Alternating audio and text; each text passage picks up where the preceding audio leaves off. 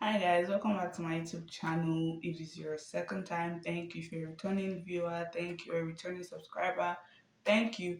If this is your first time here, my name is Ayobami Bakari. I drop different content, but mostly now the series that I am doing is for admission to the US and to different countries. So stay tuned if you're interested in admission to other countries.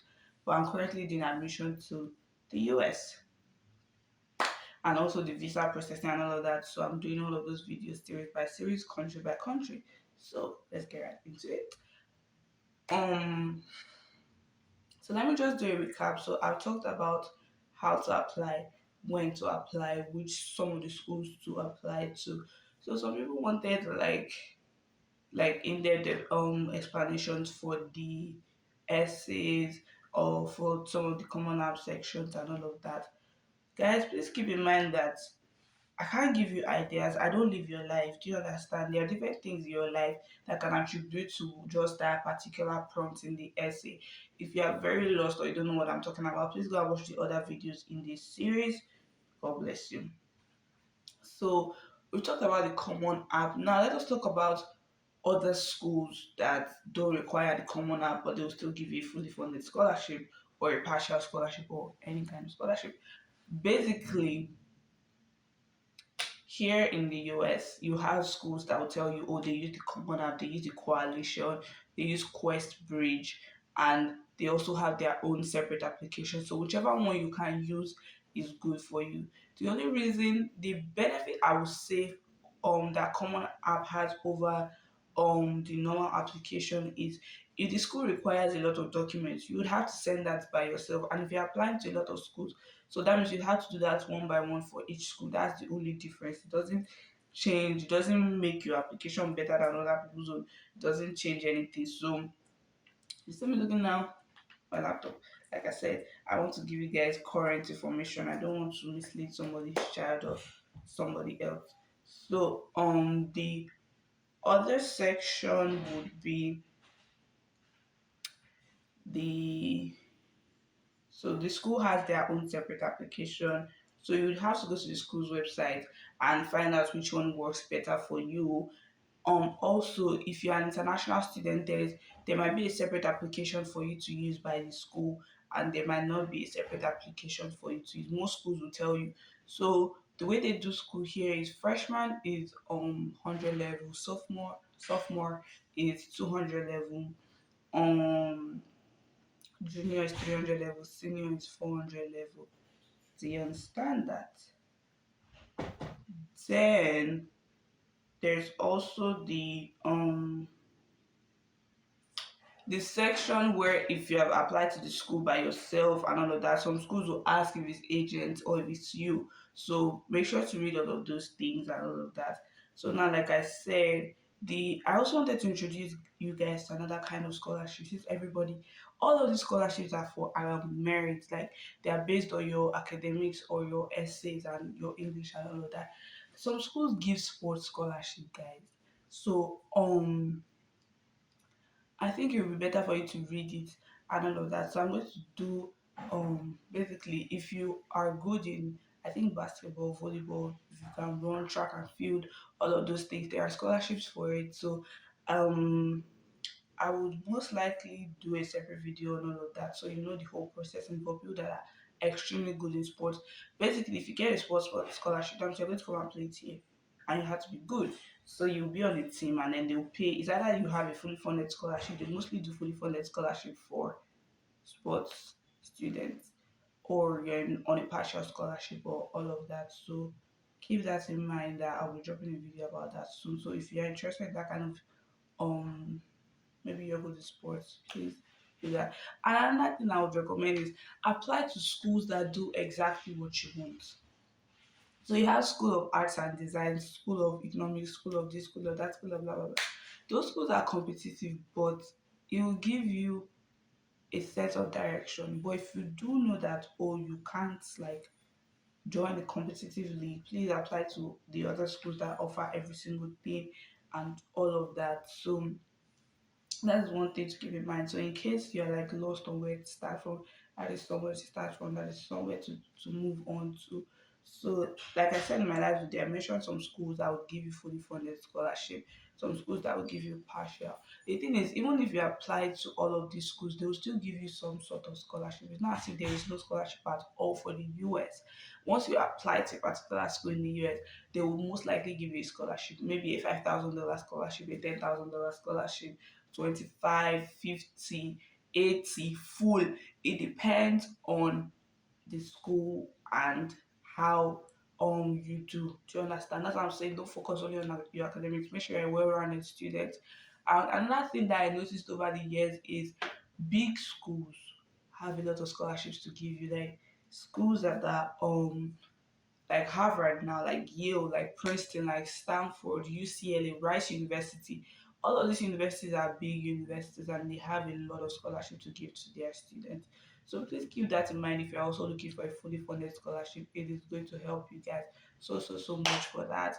Um for now, what I want to do is I want to pick a particular school and walk you through the whole process.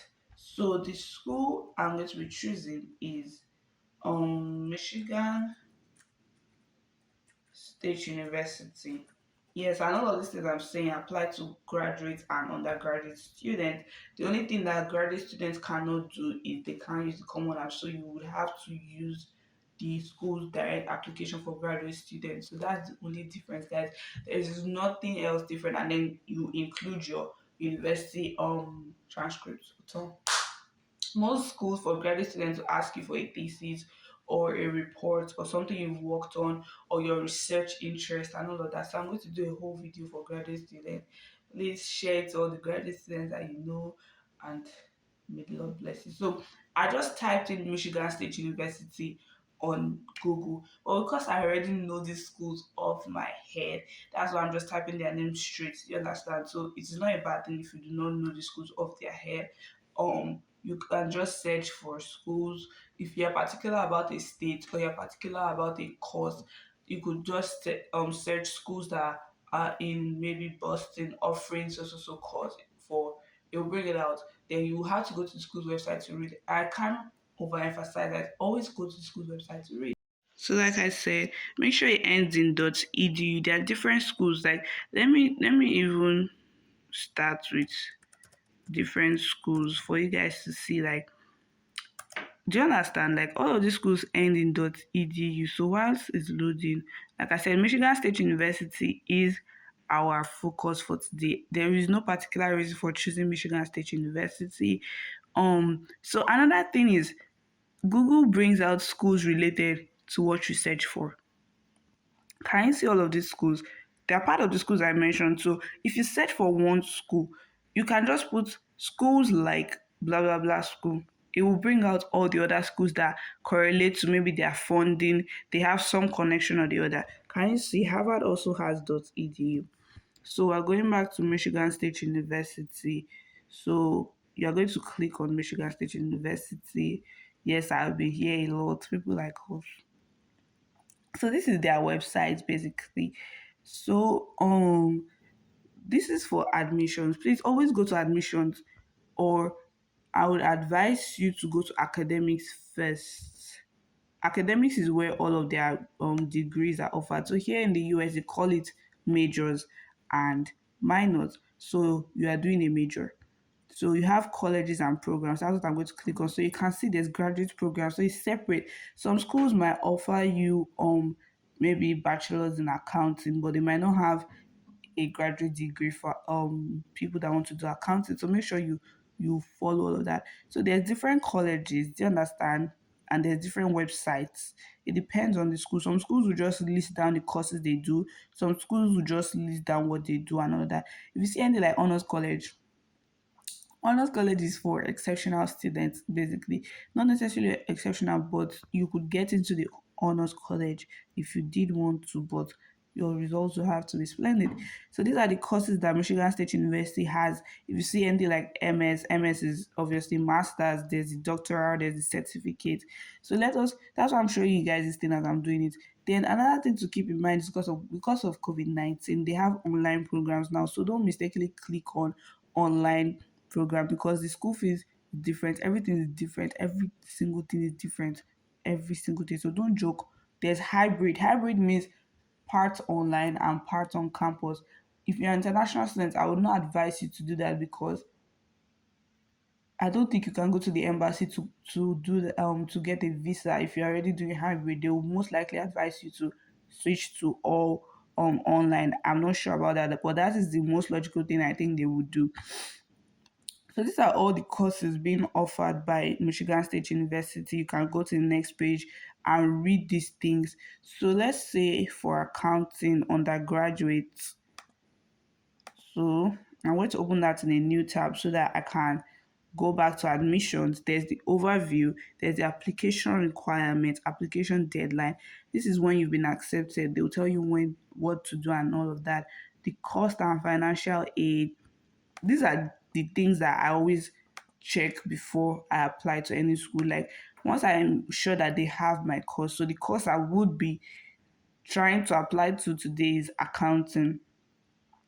So this is all of what they have in accounting. Um, for accounting, no. So you can obviously chat. Like I said, you can chat with somebody, like their students. They will answer your questions. You can chat. So this tells you what accounting in their school is all about. Some schools, for accounting, they will tell you that you have a CPA exam to write. Some don't write CPA exams. So you have to know all of these things. You have to research cost and aid, financing your education. This student employment, don't base on it because as an international student, you can only work 20 hours a week, but you can't go to the embassy to tell them you're going to work to pay your school fees. So even though you had the intention of getting a part-time job, please don't center and start thinking that, oh, that's what I'm going to use. You might not get the job immediately. So please be prepared before you go. So now these are the types of scholarship that they have. Can you guys see? The scholarship for high achieving students, criteria specific scholarship, that's where the sports scholarship will fall under. There's for Michigan residents, for out of state. Then there's for international students, transfer. If you are going to be a transfer student, that means maybe you started university already. Yes, there is scholarship available for you. So please make sure to go there. So I'm going to be going to for Michigan University now, can you see that they have separate scholarship of freshmen and for international students? The application process might not be different, but the scholarship would be different. So it's not only Michigan that does that. Most school does that, do that. Most schools English, sha. Can you see all of these things that they say admission scholarship. So basically, they will give you a 25,000 scholarship, $25,000 scholarship annually. Do you understand? And it tells you if you are going to have to do a separate application. So here it says you need supplemental application. And it also says that you need to fill this application. It is required. It also says this scholarship cannot be stacked upon the on top of the international tuition grant. I would say that means that once you get the international tuition grant, you cannot apply for this. So this is another type of scholarship. So it says this scholarship may be awarded as 25,000, 21,000, $18,000 per year for 8 semesters. When they say 8 semesters, that means for the duration of your college. So you have $25,000 scholarship every year. So it says its consideration is holistic and will consider academic performance, student involvement, application essay, English proficiency, and geographic diversity. So another thing is that means this particular one doesn't need a separate application. Like I've been telling you guys, you do not need a link. Priority consideration will be given to students who apply to MSU by December 1. Students also applying after December 1 may also qualify as funds are available. Do you understand? That's why I would say submit your application way before. It gives you more priority. So you can see that I'm not joking about these things. So you have the global ambassadors, you have different scholarships. So if you see there's for the honors, there's different ones. So if you see like, okay, now I've read it, this is what I can afford even after the scholarships they've given me. So there's something like I said, the FAFSA is for only US citizens because it's federal. Except you have a social security number, that is the only time you can apply for a FAFSA. So it also says that MSU does not have a separate financial aid application. However, aid is awarded on a first come, first served basis. Can you see that? It also says international students are not eligible. So you can obviously contact the Office of Financial Aid, ask them these questions. Would I be able to do it? Will I be able to do that? So most big schools, like I said, have different options. There's early action, there's early decision, and there's regular decision. Do not worry yourself about that. Early action simply means that once they accept you, you can decide if you want to come or you don't want to come. Early decision means that if they accept you, you are legally binded. You are meant to come. Like you can't choose other schools as your early decision. Do you understand? Once you pick one school as your early decision, that means other schools will have to be early action or regular decision. And early decision always has like the paramount um what they call it. They always have paramount scholarship because they submit theirs first. You understand? So each school will tell you the deadline, the admission criteria, ACT or SAT optional. Make sure the school is ACT or SAT optional if you cannot pay for this. If you can't afford to do the SATs, you don't need to stress yourself. Early action simply means that you've submitted your application and all required materials by November 1st. If you do this, you will receive a decision about your admission by January 15 with automatic. Can you see? It doesn't give you special privileges or giving your application a higher priority or lenient view. The only thing is you receive your decision by January 15 of the next year and you have more chances of getting a scholarship. Can you see there's deadline now? So Michigan State University does not have early decision.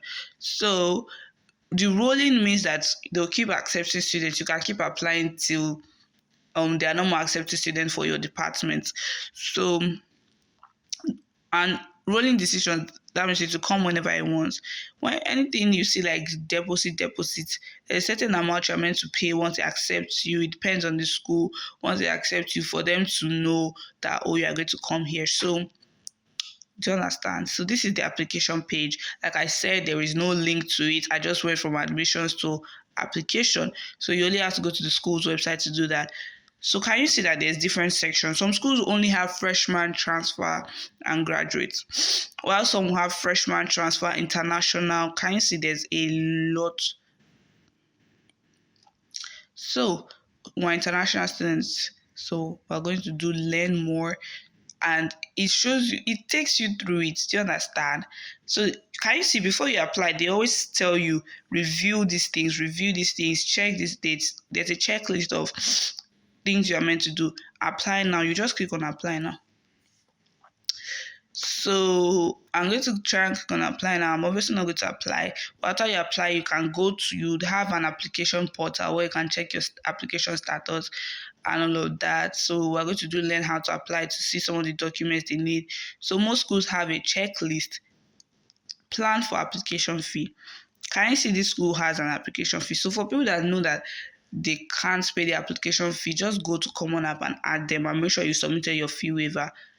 They want you to send the official transcripts either online. Can you see they have Common App, they have Coalition. If you want to send it by mail, when that's like maybe by DHL, please, you can do all of those, whichever one makes it easier for you.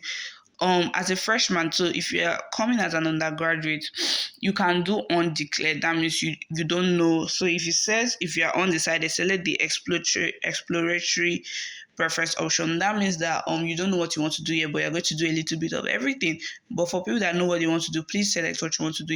You can always change. You can always change your major once you enter. So don't be too paranoid about that. If you've done any college level work, by college level they mean maybe you have gone to school, university for one semester or something, you can let them know. English language proficiency results. Most schools, if English is not your first language, you would have to do all of these things. And since English is Nigeria's first language, you don't have to submit that. MSU is test optional, which means international students are encouraged, though not required to submit SAT or ACT scores. So most schools, they want to make it easy for you to apply. So in order to obtain the documents needed to file for a student visa I-20 or DS 2019, admitted students must show adequate proof of financial support. So guys, here is the main thing. Before you can receive your I-20, you must have shown them that, oh, you can pay your school fees. So if you do have a fully funded scholarship, I doubt they would ask you for any other thing. But if you do have a partial scholarship, they are going to ask you for that. So it could be a bank statement, it could be a sponsorship letter from a company or from an individual. Most likely, if it's an individual without a company letterhead, let's say he doesn't have his own company but he can pay, they are most likely going to ask for a bank statement. Prepare for the essay. Yeah, the essay prompts for the 2022 application. So I guess the 2022 application is going to be open soon. Most of the time, I think it's even open. So these are some things. So you can, even if you are not yet ready to apply, do you understand? You can go to a lot of schools, read their essay prompt, work on it, have someone proofread it for you, and let them know. It says, do not send letters of recommendation, photographs, portfolios, or additional personal essays. Doing so will delay processing of your application. So, different schools have different reasons. So, there's for international transfer students. Do you understand me? So, like you said, by November 1, there's 4 ways to apply. There is no preference. Like I said, you can use MSU, you can use Common App, you can use Coalition. So you can click on any other one. Can you see? Get started. All of these things. So if I'm going to be using the MSU's own, I'm going to click get started. If I'm using Common App, I'll just so you create an account for a first time user. This is where your email is very, very important. So basically, that's the application process for everything. I would have loved to show you a portal that has all of those things, but everybody has submitted their application by now. But I'm going to try and show you my common app application section. I think that's what I should have done. So stay tuned. I'll be showing you guys how to do it now for each school and for all of that. So if you enjoyed this video, please make sure to like, make sure to comment, make sure to subscribe, make sure to share to other people that you know that will need these things, and also comment down if there's any other parts that you didn't see or that you didn't understand. I am willing to do and to drop more videos. So I will be dropping more videos that are doing step by step, especially for the common app. I'm going to try and do that step by step again. And I love you guys. See you guys in my next video.